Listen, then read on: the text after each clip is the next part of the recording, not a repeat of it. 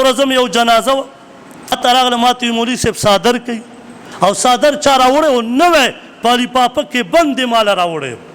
وایي که دا څوک مړ کېږي چې وړي ما شاګردانو طالبانو ته مې وویل مې بچو دا کېدی او چې چېرته زوی پیسې پاري بیا ورکو دې کس چې وړي سمندر کې اچوي دا به هم پکې واچو دا به هم ویسي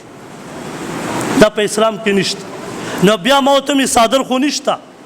نو بیا تللی و د بل جومات نه یې را پیدا کړی دا په عام سپین څادر راواله عام کور کې کمبل ده هغه راواله څادر دی هغه راواله